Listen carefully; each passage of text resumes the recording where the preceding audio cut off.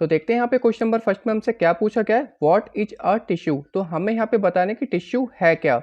तो यहाँ पे सबसे पहले हमें पता होना चाहिए कि जो टिश्यू का टर्म है वो यहाँ पे किसने दिया था। तो मैं यहाँ पे लिख देता हूँ, जो यहाँ पे टिश्यू का टर्म है वो यहाँ पे किसने दिया था, इसका जो नाम है वो यहाँ पे किसने दिया था, वो यहाँ पे दिया था ज़ेवियर बिकेट ने। मैं यहाँ पे लिख देता हूँ, ज़ेवियर बिकेट ने दिया था। तो यहाँ पे मैं ईयर मेंशन नहीं करूँगा क्योंकि यहाँ पे हर जगह ईयर अलग अलग है। तो आपको बस यहाँ पे इतना ध्यान रखना कि जो टिश्यू का टर्म है वो यहाँ पे किसने दिया था, ज़ेवियर बिकेट ने दिया था। और जो यहाँ पे टिश्यू की स्टडी होती है इसको हम यहाँ पे क्या बोलते हैं, इसको हम यहाँ पे बोलते हैं हिस्टोलॉजी। इसकी जो यहाँ पे स्टडी होती है इसको हम यहाँ पे क्या बोलते हैं, हिस्टोलॉजी बोलते हैं। क्या बोलते हैं हम इसको यहाँ पे, हिस्टोलॉजी। हिस्टोलॉजी यहाँ पे टर्म कैसा है, हिस्टोस मतलब होता है हमारा टिश्यू, हिस्टोस मतलब हमारा यहाँ पे क्या होता है, मतलब टिश्यू होता है। और उसके बाद हमारा यहाँ पे क्या आ रहा है, लास्ट टर्म लोगोस आ रहा है। क्या आ रहा है यहाँ पे, लोगोस। लोगोस मतलब होता है यहाँ पे स्टडी। टिश्यू के स्टडी को हम यहाँ पे क्या बोलते हैं, हिस्टोलॉजी बोलते हैं। अब यहाँ पे बात कर रहे थे टिश्यू है क्या। तो टिश्यू यहाँ पे क्या लिखा है, ग्रुप और collection of similar cells which work together to achieve a particular function and have common origin. तो टिश्यू हमारा किससे होता है, ग्रुप ऑफ सेल से मिलके बनता है। क्या बनता है, ग्रुप ऑफ सेल से टिश्यू बनता है जो एक पर्टिकुलर फंक्शन को परफॉर्म करने में हेल्प करता है। तो इसके अगर मैं एग्जांपल की बात करूँ तो यहाँ पे क्या आ जाएगा, ब्लड आ जाएगा, फ्लोएम आ जाएगा। फ्लोएम एंड जाइलम ये सब हमारे किस में थे, ये हमारे प्लांट्स में थे। ब्लड मसल्स हमारे यहाँ पे ह्यूमंस एंड एनिमल्स में आ जाएंगे। तो ये हमारे कुछ टिश्यूज के एग्जाम्पल हैं। तो ये सिंपल भाषा में टिश्यू आप एक लाइन में ये लिख सकते हो, ज़्यादा नंबर का क्वेश्चन नहीं आएगा व्हाट इज ए टिश्यू। तो अगर इसके यहाँ पे टाइप्स क्वेश्चन में पूछा हो तो जब ज़्यादा नंबर में आ सकता है, ये क्वेश्चन यहाँ पे सिंपल 1 या 2 नंबर में आएगा। अब देखते हैं यहाँ पे क्वेश्चन नंबर सेकंड में हमसे क्या पूछा गया है, what is the utility of tissues in multi cellular organism. जो यहाँ पे मल्टी सेलुलर ऑर्गेनिज्म होते हैं उसमें यहाँ पे टिश्यू का क्या काम होता है, क्या यूज होता है, वो हमें यहाँ पे बताना है। तो जो यहाँ पे मल्टी सेलुलर ऑर्गेनिज्म होते हैं उसमें मिलियंस ऑफ सेल्स होते हैं। और यहाँ पे सेल्स, ग्रुप ऑफ सेल्स हमारे यहाँ पे क्या बनाता है, टिश्यू बनाता है। क्या बनाता है, हमारे यहाँ पे टिश्यू बनाता है। तो यहाँ पे जो टिश्यूज के सेल्स होते हैं ये यहाँ पे क्या होते हैं, पर्टिकुलर फंक्शंस को परफॉर्म करते हैं। और ये अपने फंक्शन को काफ़ी बखूबी परफॉर्म करते हैं क्योंकि यहाँ पे सबका अपना पर्टिकुलर काम होता है। अगर मैं यहाँ पे एग्जांपल की बात करूँ ह्यूमन बींग्स में, तो मसल सेल्स होता है जिससे कि हम यहाँ पे मूवमेंट कर पाते हैं, अपने हाथ को मूव कर पाते हैं, अपने बॉडी को मूव कर पाते हैं।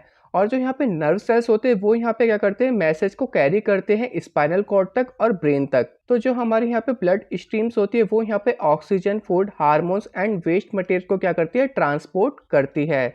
अगर मैं यहाँ पे प्लांट्स की बात करूँ तो प्लांट्स में यहाँ पे 2 इंपॉर्टेंट टिश्यूज होते हैं जिसको हम यहाँ पे क्या बोलते हैं, जाइलम एंड फ्लोएम। तो दोनों का यहाँ पे क्या काम होता है, जाइलम का काम पानी को पहुंचाना होता है, कहाँ से, रूट से यहाँ पे लीव्स और शूट सिस्टम की तरफ। और जो फ्लोएम का काम होता है, जो यहाँ पे लीव्स में खाना बनता है बाकी प्लांट के पार्ट्स तक पहुंचाने का काम फ्लोएम का होता है।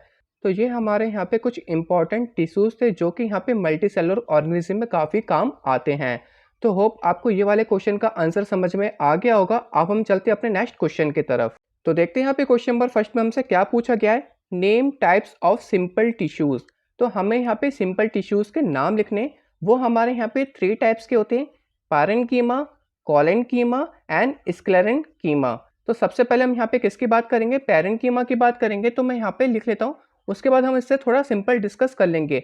अगर यहाँ पे 1 नंबर में ये क्वेश्चन आता है तो हमें सिंपल नाम लिखने, पैरेन्कीमा, कोलेन्कीमा एंड स्क्लेरेन्कीमा। अगर यहाँ पे थोड़ा और नंबर में आता है तो हम इसके फंक्शंस को डिस्कस कर सकते हैं। तो सबसे पहले मैं यहाँ पे बात कर लेता हूँ पैरेन्कीमा की। तो मैं यहाँ पे लिख लेता हूँ पैरेन्कीमा। तो इसमें यहाँ पे होता क्या है, ये हमारे यहाँ पे प्लांट बॉडीज में वाइडली डिस्ट्रीब्यूटेड रहते हैं जैसे कि stem part, roots, leaves, flowers and fruits में। और इसका जो यहाँ पे मेन फंक्शन होता है वो यहाँ पे होता है इसके शेप को मेंटेन करना, यहाँ पे फूड को स्टोर करना एंड डाइजेस्ट करना, उसके बाद यहाँ पे मटेरियल्स को ट्रांसपोर्ट करना सेल एंड सेल वॉल में। तो आप यहाँ पे कुछ पॉइंट लिख सकते हैं। सबसे पहले ये यहाँ पे कहाँ पे वाइडली डिस्ट्रीब्यूटेड होता है, कहाँ पर, stem, root, leaves, flowers and fruit में। तो सबसे पहले ये यहाँ पे क्या होता है, प्लांट बॉडीज में वाइडली डिस्ट्रीब्यूटेड होता है। कहाँ कहाँ होता है, स्टेम में होता है, रूट्स में होता है, लीव्स में होता है, फ्लावर्स में होता है और उसके बाद यहाँ पे फ्रूट्स में एंड फ्रूट्स। इसके बाद जो इसका मेन फंक्शन होता है वो यहाँ पे क्या होता है, मेंटेन द शेप। यहाँ पे फंक्शन भी लिख देता हूँ मैं इसके। इसका जो यहाँ पे मेन फंक्शन होता है वो यहाँ पे क्या होता है, मेंटेन द शेप। यहाँ पे क्या होता है, प्लांट की शेप को मेंटेन करना। तो मेंटेन द शेप। उसके बाद यहाँ पे सेकंड मोस्ट इंपॉर्टेंट जो फंक्शन होता है वो यहाँ पे होता है फूड को स्टोर करना एंड एसिमिलेट करना, मतलब यहाँ पे डाइजेस्ट करना। तो मैं यहाँ पे लिख देता हूँ store and assimilate, store and assimilate food. और उसके बाद यहाँ पे आ जाता है transport of materials through cell and cell walls. तो ये यहाँ पे क्या करता है, ट्रांसपोर्टेशन में भी काम करता है। यहाँ पे सिंपल ट्रांसपोर्टेशन लिख देता हूँ मैं, ट्रांसपोर्टेशन, चलो पूरा लिख देता हूँ, transportation of materials, transportation of materials through through cells and cell walls. तो ये हमारे यहाँ पे सेल्स है, SELLS, एंड यहाँ पे हमारे यहाँ पे क्या है, सेल वॉल्स है।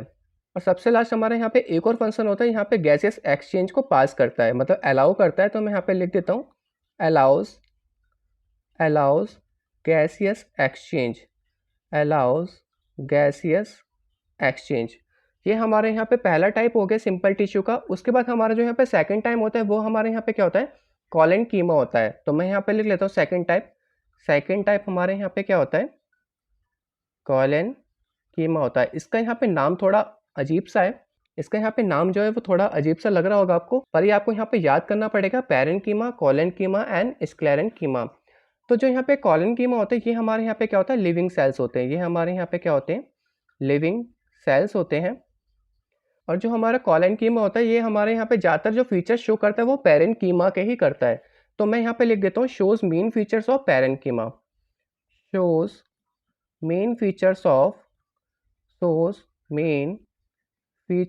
Of पैरेन keema.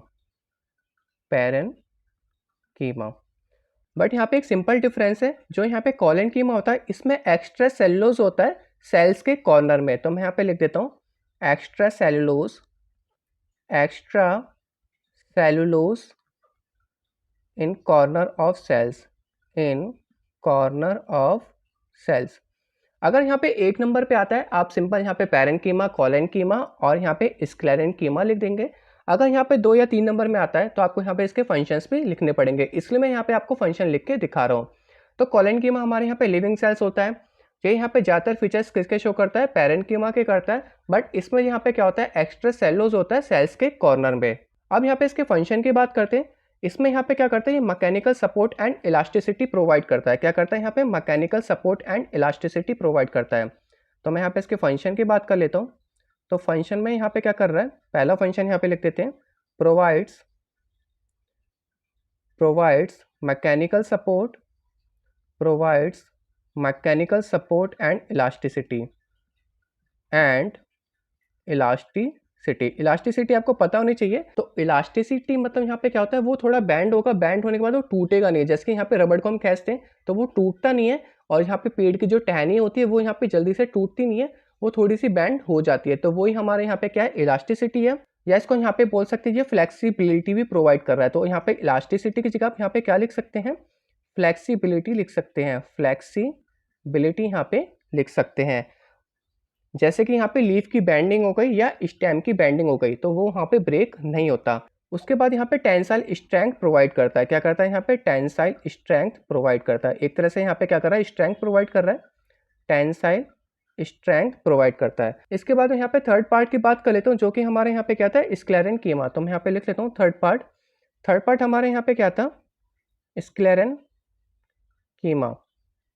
थर्ड पार्ट हमारे यहाँ पे क्या था, SCLERENCHYMA। तो ये हमारे यहाँ पे क्या है, स्क्लेरन कीमा है। तो ये हमारे यहाँ पे क्या क्या प्रोवाइड करता है वो मैं यहाँ पे लिख देता हूँ।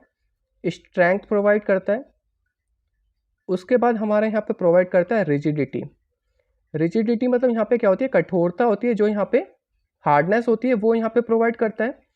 उसके बाद हमारे यहाँ पे आता है फ्लेक्सिबिलिटी। इलास्टिसिटी और फ्लेक्सिबिलिटी में थोड़ा सा ही डिफरेंस है। तो उसके बाद यहाँ पे फ्लेक्सिबिलिटी प्रोवाइड करता है। और इसका जो यहाँ पे सेल होता है वो यहाँ पे क्या होता है, डेड सेल होता है। बाकी वहाँ पे क्या थे, लिविंग सेल्स थे। बट जो स्क्लेरन कीमा होता है वो यहाँ पे क्या होता है, डेड सेल होता है। और इसके जो सेल होते हैं वो यहाँ पे क्या होते हैं, एम्प्टी होते हैं। अंदर से क्या होते हैं, यहाँ पे इसके सेल एम्प्टी होते हैं, इसलिए इसको यहाँ पे डेड सेल बोला गया है। तो होप आपको यहाँ पे तीनों इसके पार्ट समझ में आ गए होंगे। ये मैंने यहाँ पे 1 नंबर का क्वेश्चन नहीं, यहाँ पे 3 नंबर का भी क्वेश्चन आएगा, तो आप यहाँ पे सिंपल ये वाली चीज़ें लिख सकते हैं। तो होप आपको ये वाली चीज़ें समझ में आ गई होंगी। अब हम चलते हैं अपने नेक्स्ट क्वेश्चन की तरफ। तो देखते हैं यहाँ पे क्वेश्चन नंबर सेकंड में हमसे क्या पूछा गया है, where is apical meristem found. तो प्लांट में एपिकल मेरिस्टेम कहाँ पर मिलता है वो हमें यहाँ पे बताना है। तो जैसे कि आपको यहाँ पे राइट साइड डायग्राम में दिख रहा होगा, तो जो एपिकल मेरिस्टेम है वो यहाँ पे शूट सिस्टम के टॉप पे दिखता है। कहाँ पर दिखता है? यहाँ पे शूट सिस्टम के टॉप पर। उसके बाद ये प्लांट के रूट में दिखता है, जैसे कि यहाँ पे डायग्राम में दिख रहा है आपको एपिकल मेरिस्टेम। तो यहाँ पे आप लिख सकते हो these are situated at the growing tip of stems and roots. तो ग्रोइंग टिप, जो यहाँ पे इसका ग्रोइंग टिप है सबसे ऊपर वाला पार्ट, वहाँ पर शो करेगा, और यहाँ पे रूट का जो ग्रोइंग टिप है वहाँ पर शो करेगा। तो एपिकल मेरिस्टेम यहाँ पे क्या करता है, एक तरह से ग्रोथ को प्रोवाइड करता है। तो मैं यहाँ पे लिख सकता हूँ provide growth in root and stem. तो यहाँ पे आप एक और चीज़ लिख सकते हो इसके फंक्शन में, provide growth in root and stem. तो इसमें अगर ये ग्रोथ प्रोवाइड करेगा, इसकी वजह से यहाँ पे क्या होगा, इसकी हाइट इंक्रीज होगी। क्या होगी यहाँ पे? इसकी हाइट इंक्रीज। तो अगर यहाँ पे ऐसा कुछ भी क्वेश्चन या फंक्शन आता है तो आपको पता हो जाएगा कि ये एपिकल मेरिस्टेम की वजह से हो रहा है। तो एपिकल मेरिस्टेम कहाँ पे होता है? Growing tip of stems and root, जिसको हम यहाँ पे क्या बोलते हैं, shoot apex and root apex बोलते हैं। ठीक है, तो यहाँ पे लास्ट लाइन में क्या लिखा है, apical meristems are also found at apices of the leaves. तो एपाइसिस यहाँ पे क्या होता है, growing point of a shoot. तो जो लीव्स का ग्रोइंग पॉइंट होता है वहाँ पर भी क्या पाया जाता है, एपिकल मेरिस्टेम्स पाया जाता है। तो होप आपको यहाँ पे पता चल गया होगा कहाँ कहाँ पे पाया जाता है एपिकल मेरिस्टेम। सबसे पहले यहाँ पे शूट एपेक्स मतलब शूट के टिप पे पाया जाता है, उसके बाद यहाँ पे रूट के टिप पे पाया जाता है, और जो यहाँ पे ग्रोइंग पार्ट होता है लीव्स का वहाँ पर भी पाया जाता है, जिससे कि वहाँ पे उसकी ग्रोथ होती है और उसकी हाइट इंक्रीज होती है। तो होप आपको ये वाला पार्ट समझ में आ गया होगा। अब हम चलते हैं अपने नेक्स्ट क्वेश्चन की तरफ। तो देखते हैं यहाँ पे क्वेश्चन नंबर 3 में हमसे क्या पूछा गया है, which tissue makes up the husk of coconut. तो यहाँ पे जो कोकोनट के ऊपर का जो झिल्ली वाला पार्ट देखा होगा, वो यहाँ पे कौन सा टिश्यू बनाता है वो हमें यहाँ पे बताना है। तो आप यहाँ पे सिंपल लिख सकते हो, husk of coconut is made of sclerenchymatous. क्या लिख सकते हैं यहाँ पे, स्क्लेरेंकिमिटस टिश्यू। तो हस्क ऑफ टिश्यू कौन बनाता है यहाँ पे, स्क्लेरेंकिमिटस बनाता है। तो मैं यहाँ पे इसकी स्पेलिंग लिख देता हूँ, और या चाहे तो आप यहाँ पे सिंपल नाम लिख सकते हो। अगर ये क्वेश्चन आपको 2 नंबर में मिलता है तो इसका मैं डायग्राम बनाऊंगा और वहाँ पे कैसे शो करना है वो मैं आपको दिखाता हूँ। तो सबसे पहले मैं यहाँ पे इसका आंसर लिख देता हूँ। तो यहाँ पे आप लिख सकते हो, husk of coconut is made of sclerenchymatous. मैं यहाँ पे स्पेलिंग लिख देता हूँ इसकी, SCLERENCHYMATOUS।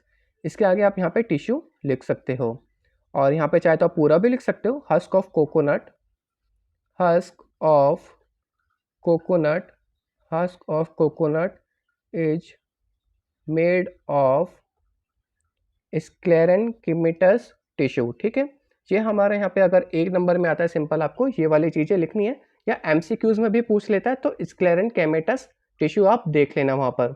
अब मैं यहाँ पे बात करता हूँ, अगर यहाँ पे 1 से ज़्यादा नंबर में आता है तो इसका आपको डायग्राम भी बनाना पड़ेगा, तो वो हम यहाँ पे बना लेते हैं।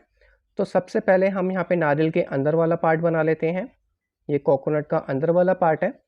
फिर उसके बाद यहाँ पे एक और पार्ट आएगा जो इसके बीच में नारियल हमारा भरा रहता है, और ये वाला पार्ट आ गया। इसमें हमारे यहाँ पे मोनोकोटिलिडनस होता है। मैं यहाँ पे लिख देता हूँ इसकी स्पेलिंग भी, मोनोकोटिलिडनस की MONOCOTYLEDONOUS। ये हमारे यहाँ पे क्या होता है, मोनोकोटिलिडनस सीड होता है। क्या होता है हमारे यहाँ पे, मोनोकोटिलिडनस सीड होता है। उसके बाद हमारे यहाँ पे एक छोटा सा एम्ब्रियो भी होता है, वो हम यहाँ पे लिख देते हैं। एम्ब्रियो हमारे यहाँ पे ह्यूमन में भी होता है, आपने पढ़ा होगा रिप्रोडक्शन चैप्टर में। तो ये हमारे यहाँ पे आ गया एम्ब्रियो। उसके बाद हमारे यहाँ पे एक और लेयर होती है, वो हम यहाँ पे बना लेते हैं। उसके बाद यहाँ पे क्या होता है, काफ़ी हार्ड एक शील्ड होती है। मैं यहाँ पे आगे नहीं बनाऊंगा क्योंकि यहाँ पे ये वाला कवर हो चुका है। तो यहाँ पे एक और हार्ड शील्ड होती है, इसको हम यहाँ पे क्या बोलते हैं, इसको हम यहाँ पे क्या बोलते हैं, एंडोकार्प बोलते हैं। एंडोकार्प जो काफ़ी हार्ड होता है, आपने देखा होगा जो नारियल के ऊपर का हिस्सा होता है वो काफ़ी हार्ड होता है, जब छीलने के बाद उसकी झिल्ली निकालने के बाद जो हार्ड हिस्सा होता है, इसको हम यहाँ पे स्टोनी भी बोलते हैं क्योंकि पत्थर जैसा ही होता है। उसके बाद यहाँ पे एक और पार्ट होता है जो यहाँ पे झिल्ली के अंदर होता है। पहला तो हमारे यहाँ पे क्या हो जाएगा, एक स्मूथ सरफेस हो जाएगा, जिसको हम यहाँ पे क्या बोलते हैं, एपीकार्प बोलते हैं। क्या बोलते हैं यहाँ पे, एपीकार्प। इसके बीच में हमारे यहाँ पे झिल्ली टाइप का निकलता है, जैसे कि आपने छीला होगा तो नारियल को जो झिल्लीदार निकलता है वो हमारे यहाँ पे क्या होता है, मीसोकार्प होता है, वो हमारे यहाँ पे क्या होता है, मीसोकार्प होता है। मैं यहाँ पे लिख देता हूँ, मीसोकार्प होता है, जिसको यहाँ पे फिब्रस भी बोलते हैं, फिब्रस बोलते हैं, FIBROUS, फिब्रस। फिब्रस टाइप का यहाँ पे क्या करता है, मटेरियल निकलता है। मैंने यहाँ पे पूरा नहीं बनाया, आप यहाँ पे इसको पूरा गोल सर्कल में बना लेना। एक तो यहाँ पे सबसे अंदर की थी, यहाँ पे हमारा क्या होता है, पानी निकलता है। एक तो हमारे सबसे अंदर क्लियर हो गई, यहाँ पे पानी रहता है। उसके बाद इसमें जो रहता है, यहाँ पे व्हाइट कलर का मटेरियल रहता है, और व्हाइट कलर के मटेरियल में ही हमारे यहाँ पे एम्ब्रियो और यहाँ पे क्या होता है, मोनोकोटिलिडनस होता है। उसके बाद हमारे यहाँ पे जो ऊपर स्टोनी पार्ट होता है, इसको हम यहाँ पे क्या बोलते हैं, एंडोकार्प बोलते हैं। बीच में यहाँ पे जो झिल्लीदार फिब्रस मटेरियल होता है, इसको हम यहाँ पे क्या बोलते हैं, मेसोकार्प बोलते हैं। और सबसे ऊपर का जो स्मूथ सरफेस होता है, वो हमारे यहाँ पे क्या होता है, एपिकार्प होता है। यहाँ पे आप इसको लिख सकते हो, ये हमारे यहाँ पे क्या होता है, स्मूथ होता है। तो होप आपको ये वाले क्वेश्चन का आंसर समझ में आ गया होगा। अब हम चलते हैं अपने नेक्स्ट क्वेश्चन की तरफ। तो देखते हैं यहाँ पे क्वेश्चन नंबर 4 में हमसे क्या पूछा गया है, what are constituents of phloem. तो हमें यहाँ पे बताना है कि फ्लोएम जो है किससे मिलकर बना है। तो फ्लोएम टिश्यू हमारे यहाँ पे क्या है, एक तरह का कॉम्प्लेक्स टिश्यू है, जो कि यहाँ पे एंजियोस्पर्म प्लांट से बना है, जो कि यहाँ पे फ्लावर प्रोड्यूस करते हैं। उस प्लांट को हम यहाँ पे क्या बोलते हैं, एंजियोस्पर्म प्लांट बोलते हैं। तो ये हमारे यहाँ पे क्या एक तरह का कंडक्टिंग टिश्यू है। कंडक्टिंग मतलब यहाँ पे क्या हो जाएगा, किसी चीज़ को ट्रांसपोर्ट करना। तो आपको पता है जो यहाँ पे फ्लोएम टिश्यू है, वो यहाँ पे क्या करता है, फूड को ट्रांसपोर्ट करता है। लीव्स पे हमारा यहाँ पे फूड बनता है, तो बाकी पार्ट्स में वो खाना पहुंचाता है, तो वो एक तरह से ट्रांसपोर्ट ही कर रहा है। तो इसको हम यहाँ पे क्या बोलेंगे, कंडक्टिंग टिश्यू बोलेंगे। उसके बाद यहाँ पे इसके 4 एलिमेंट्स होते हैं, आप बोल सकते हैं इसके 4 कॉन्स्टिट्यूएंट्स होते हैं। वो हमारे यहाँ पे क्या है, sieve tube, companion cell, phloem fibres and phloem parenchyma. तो यहाँ पे जो सबसे ऊपर वाला पार्ट है, वो हमारे यहाँ पे क्या है, सीव प्लेट है। मैं यहाँ पे लिख देता हूँ। तो सबसे ऊपर वाला पार्ट हमारे यहाँ पे क्या था, सीव प्लेट था। इसके बाद हमारे यहाँ पे क्या था, कंपेनियन सेल था। जैसे कि आपको यहाँ पे दिख रहा होगा कंपेनियन सेल, ये हमारे यहाँ पे कंपेनियन सेल है। इसके बाद हमारे यहाँ पे क्या है, फ्लोएम फाइबर्स है। क्या है हमारे यहाँ पे, फ्लोएम फाइबर्स, जो कि यहाँ पे सबसे आउटर मटेरियल होता है, इसको हम यहाँ पे फ्लोएम फाइबर्स बोलते हैं। उसके बाद हमारे यहाँ पे क्या है, फ्लोएम पैरेन्कीमा है, जो कि आपको यहाँ पे दिख रहा होगा। तो जो हमारे यहाँ पे सीव ट्यूब होता है, वो यहाँ पे क्या होता है, एक तरह का ट्यूब लाइक स्ट्रक्चर होता है। यहाँ पे आपको दिख रहा होगा सीव ट्यूब एलिमेंट। तो ये हमारे यहाँ पे होता है एक तरह का ट्यूब लाइक स्ट्रक्चर होता है। तो यहाँ पे मैं आपको एक और चीज़ बताना चाहूँगा, जो हमारे यहाँ पे फ्लोएम फाइबर्स होता है, वो यहाँ पे क्या होता है, डेड फाइबर होता है। बाकी यहाँ पे सारे जो sieve tube, companion cell and phloem parenchyma है, ये यहाँ पे क्या है, लिविंग है। और बाकी जो यहाँ पे फ्लोएम फाइबर जो आउटर मटेरियल होता है, वो ऑब्वियसली यहाँ पे क्या होगा, डेड पार्ट होगा। ठीक है, अब यहाँ पे सीव ट्यूब की बात कर रहे थे, तो सीव ट्यूब हमारे यहाँ पे क्या होता है, एक तरह का ट्यूब लाइक स्ट्रक्चर होता है। और इसमें जो यहाँ पे साइटोप्लाज्म होता है, वो यहाँ पे क्या होता है, कंटिन्यूअस होता है। जैसे कि आपको यहाँ पे दिख रहा होगा सीव ट्यूब एलिमेंट में, यहाँ पे जो साइटोप्लाज्म है, ये जो पार्ट दिख रहा है आपको साइटोप्लाज्म का, ये यहाँ पे क्या है, कंटिन्यूअस है, जो कि यहाँ पे अदर सीव ट्यूब एलिमेंट में भी ट्रांसफर हो रहा है। अब यहाँ पे बात कर लेते हैं कंपेनियन सेल की। तो जो यहाँ पे कंपेनियन सेल होता है, वो सीव ट्यूब के मुकाबले में इसका जो साइटोप्लाज्म होता है, वो यहाँ पे क्या होता है, काफ़ी डेंस होता है। जैसे आपको दिख रहा होगा, इसका जो यहाँ पे साइटोप्लाज्म है, वो यहाँ पे क्या है, काफ़ी डेंस है। और ये आपको मैंने पहले बता दी, जो फ्लोएम फाइबर्स होते हैं, वो यहाँ पे क्या होते हैं, डेड सेल्स होते हैं। और जिसकी वजह से यहाँ पे क्या करता है, ये एक तरह का मैकेनिकल स्ट्रेंथ प्रोवाइड करता है। आउटर लेयर में क्या करता है, मैकेनिकल स्ट्रेंथ प्रोवाइड करता है। तो जो यहाँ पे फ्लोएम पैरेन्कीमा, इसका जो यहाँ पे स्ट्रक्चर होता है, वो यहाँ पे क्या होता है, काफ़ी पतली वॉल होती है। यहाँ पे क्या होती है, काफ़ी थिन वॉल होती है। मैं यहाँ पे लिख देता हूँ, यहाँ पे जो वॉल होती है, वो काफ़ी थिन होती है। इसका यहाँ पे सबसे इंपॉर्टेंट फंक्शन होता है, सबसे इंपॉर्टेंट फंक्शन यहाँ पे चारों में से फ्लोएम पैरेन्कीमा का है, जो कि यहाँ पे क्या करता है, फूड को स्टोर करता है और कंडक्ट करता है। कंडक्ट मतलब यहाँ पे क्या करता है, एक जगह से दूसरी जगह ट्रांसपोर्ट करता है फूड को। तो फ्लोएम का जो इंपॉर्टेंट फंक्शन है, वो यहाँ पे कौन करता है, फ्लोएम पैरेन्कीमा करता है। तो होप आपको ये वाले क्वेश्चन का आंसर समझ में आ गया होगा। अब हम चलते हैं अपने नेक्स्ट क्वेश्चन की तरफ। तो देखते हैं यहाँ पे क्वेश्चन नंबर फर्स्ट में हमसे क्या पूछा गया है, name the tissue responsible for the movement in our body. तो यहाँ पे ऐसा कौन सा टिश्यू जो हमारी बॉडी के मूवमेंट में यहाँ पे क्या करता है, हेल्प करता है, तो उसका हमें यहाँ पे नाम बताना है। अगर यहाँ पे इस क्वेश्चन का आंसर 1 नंबर पे आता है, तो आप यहाँ पे सिंपल लिख सकते हो मसल टिश्यू। तो यहाँ पे क्या लिख सकते हो आप, मसल टिश्यू। हमारी बॉडी के मूवमेंट में क्या करता है, हेल्प करता है। कौन करता है, यहाँ पे मसल टिश्यू करता है, मूवमेंट ऑफ बॉडी पार्ट। मैं यहाँ पे लिख देता हूँ। और यहाँ पे मसल टिश्यू की कुछ खासियत भी लिख देते हैं।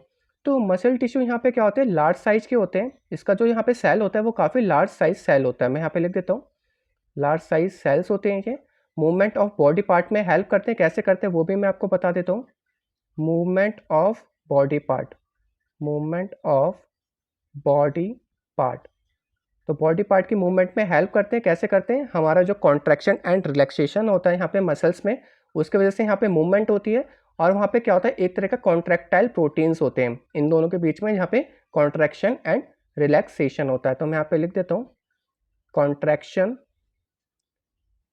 Contraction and relaxation. इन दोनों के बीच में हमारे यहाँ पे क्या होता है, एक तरह का प्रोटीन होता है जिसको हम यहाँ पे क्या बोलते हैं, कॉन्ट्रैक्टाइल प्रोटीन बोलते हैं।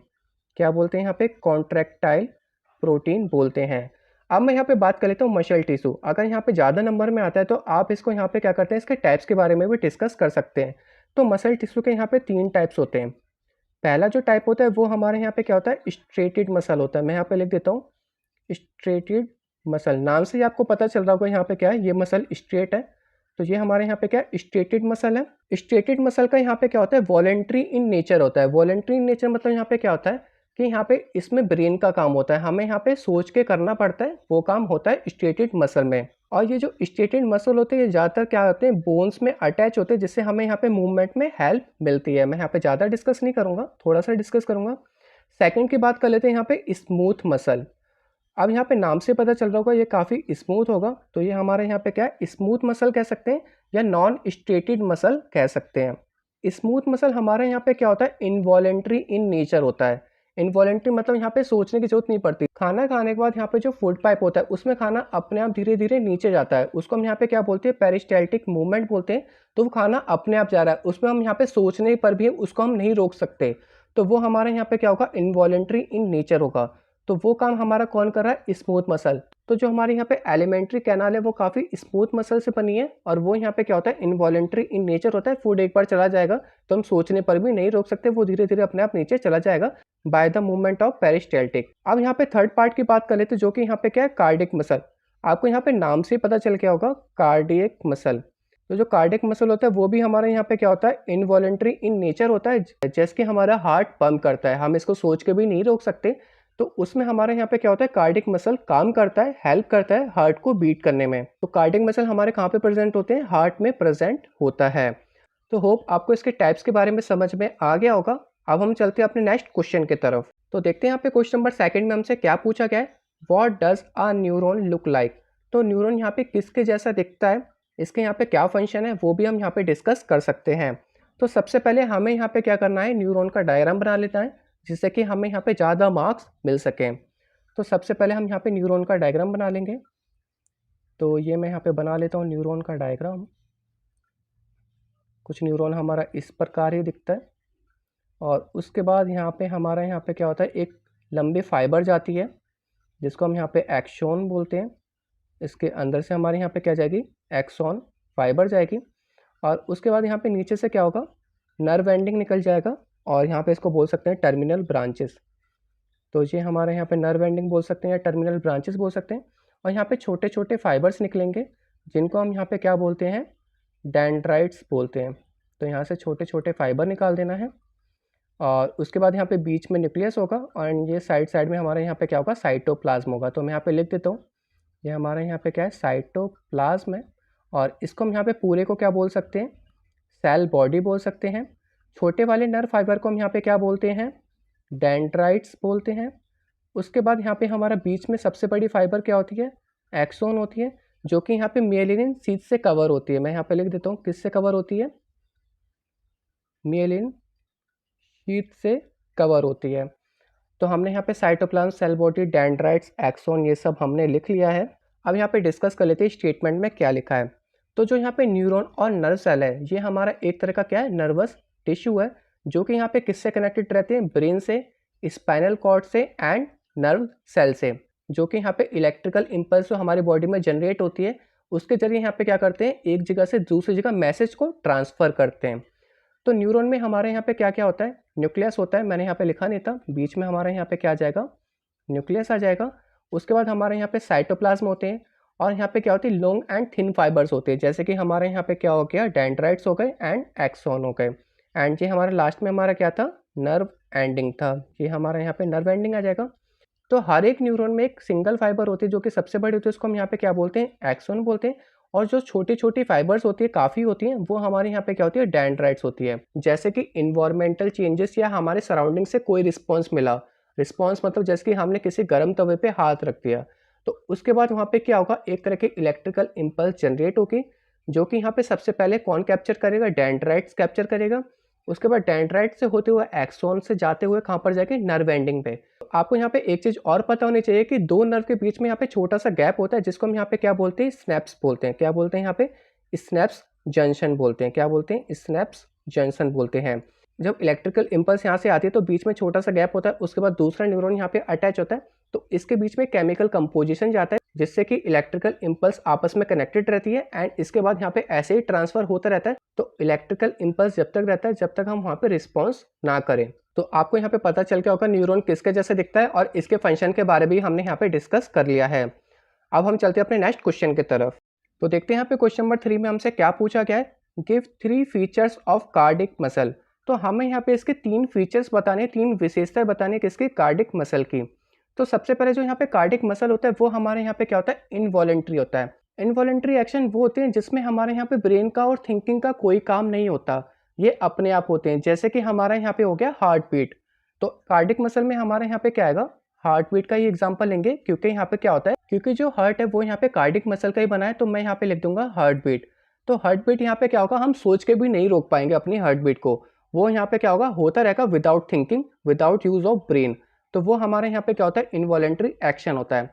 सेकंड पॉइंट में हमारे यहाँ पे क्या लिखा है, cardiac muscle cells are cylindrical, branched and uninucleate. इसका मतलब यहाँ पे जो कार्डिक मसल होता है वो यहाँ पे क्या होता है, इसकी जो शेप होती है वो सिलेंड्रिकल होती है, ब्रांचड होती है, जैसे कि आपने यहाँ पे क्या होगा, ट्रीज की ब्रांच देखिए, एक से यहाँ पे कनेक्टेड होती है, दूसरे बहुत सारी जगह से कनेक्टेड होते हैं। तो कार्डिक मसल्स में यहाँ पे क्या होते हैं, एक दूसरे से कनेक्टेड होते हैं एंड यूनिन्यूक्लिएट होते हैं। थर्ड पॉइंट में लिखा है जो कार्डिक मसल्स होते हैं वो एक तरह से रिदम में चलते हैं। क्या चलते हैं, एक तरह से रिदम में चलते हैं। इसका जो कॉन्ट्रैक्शन एंड रिलैक्शन होता है जब तक हम मर नहीं जाते पूरी लाइफ तक चलता रहेगा, टिल डेथ, जब तक हम नहीं मरेंगे जब तक हमारी हार्ट बीट होती रहेगी। इसलिए यहाँ पे लिखा है जो कार्डिक मसल है वो एक तरह के रिदम में चलते हैं। तो जो हमारा यहाँ पे हार्ट है वो यहाँ पे क्या करता है, कॉन्ट्रैक्ट एंड रिलैक्स होता है, जिसकी वजह से जो ब्लड है पूरे शरीर में पहुँच पाता है, उसके बाद वापस आता है।